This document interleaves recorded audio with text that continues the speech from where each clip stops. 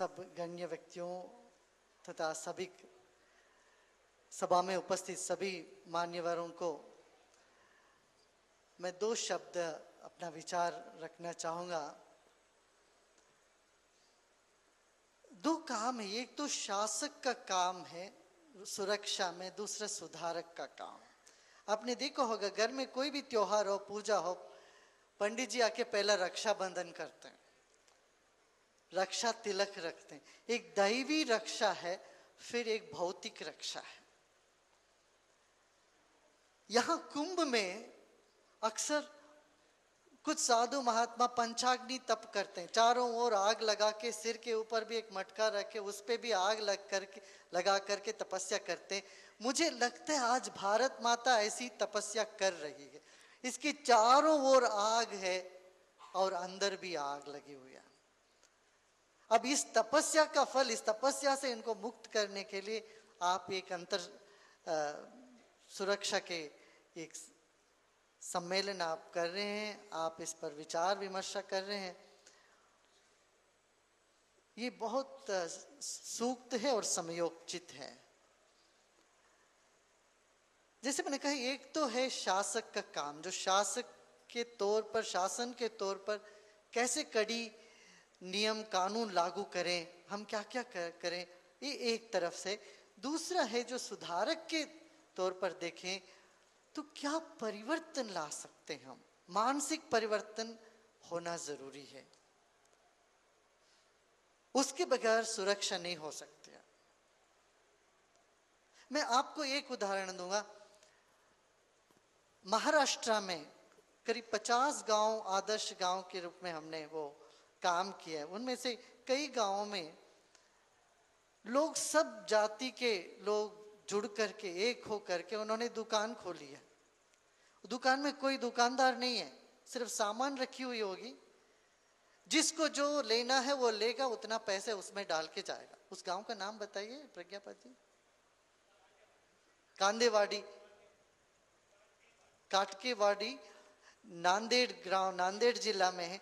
इस तरह के वहां 50 गांव में इस तरह के परिवर्तन, ताकि अंदरूनी परिवर्तन आया लोगों में। जब हम इराक गए थे तब इराक के प्राइम मिनिस्टर हमसे यही कहे, बोले Guruji, there are big powers in the world but they can not unite hearts and minds of people. Though we have won the war here in Iraq, we have totally lost it. माने यहाँ रोज आतंकवाद है, हो ही रहा है, यद्यपि हमारे पास इतनी सुरक्षा की व्यवस्था है, हजारों लाखों लोग मर रहे हैं। तो इसका कारण क्या है? हम व्यक्ति के भीतर एक ऐसा हौसला, एक विश्वास, मानवीयता के प्रति जागृत करें। सभी जाति धर्म के लोग, हम सब एक होकर के रह सकते हैं। एक आत्मीयता का लहर लाना, यही आध्यात्म का उद्देश्य रहता है, उद्देश्य है। और जैसे इस देश के संत महात्मा लोग इस काम में जुड़े हुए हैं, संत और शासक या शासक और सुधारक साथ में काम करेंगे तो मुझे यकीन है इस देश में सुरक्षा लौट आएगी। हम मणिपुर जब गए थे अभी 4-5 साल पहले, मेरा यह आदत है जहां जहां जंग होता है, युद्ध होता है, वहां गीता ले जाने का। तो वहां हम मणिपुर गए थे, वहां के युवकों से मिले। वहां की परिस्थिति बहुत विचित्र है। 12 संगठन है अलग अलग, आतंकवादी हम कहते हैं, वो अपना राज्य प्रेमी, अपने को राष्ट्र प्रेमी कहते हैं, जिसको हम मिलिटेंट कहते हैं। सब हिंदू बच्चे हैं, युवक हैं, इस देश के हैं, मगर हिंदुस्तान से नफरत है। मैंने पूछा भाई क्यों ऐसा? 80% population, the 80% of population of Manipur is enjoying only 10% of the land, whereas 20% of the tribal population is able to enjoy 100% of the land. A Manipuri citizen cannot buy a farm, an orchard, an apple garden or anything on the hills, because the whole state, 90% of the state is hills.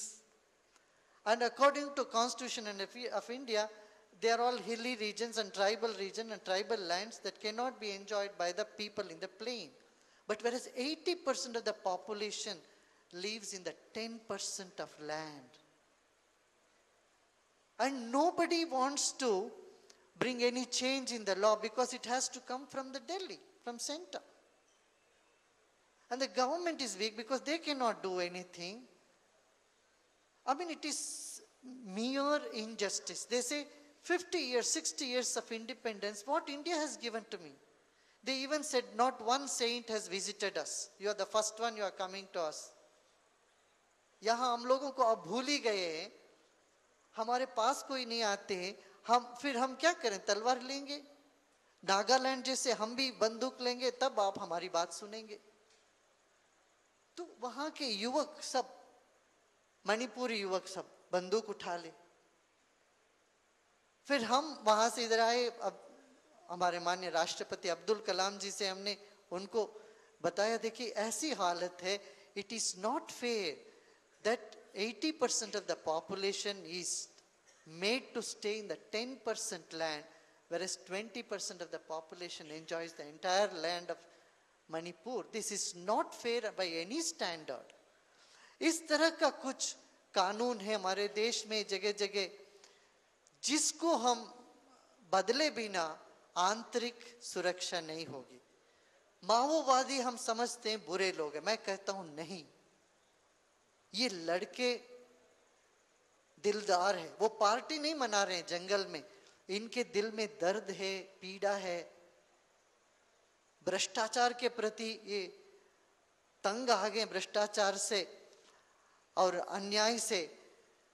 तो ये लड़के जो बंदूक उठा के घूम रहे हैं, ये कहते हैं कि जो अपना बल को दिखाए बिना कोई हमारे बात सुनने वाला नहीं है. कुछ हद तक उनकी बात सही है, मगर मैं उनसे अनुरोध करता हूं, भाई नहीं, बंदूक से नहीं चलेगा. हम सब नागरिक, देश के 80-90% लोग तुम्हारे साथ है. कोई भ्रष्टाचार नहीं चाहता, कोई अन्याचार दुराचार नहीं चाहता है. आप शांति के पथ में आओ. इस तरह से हमने आवाज दिया.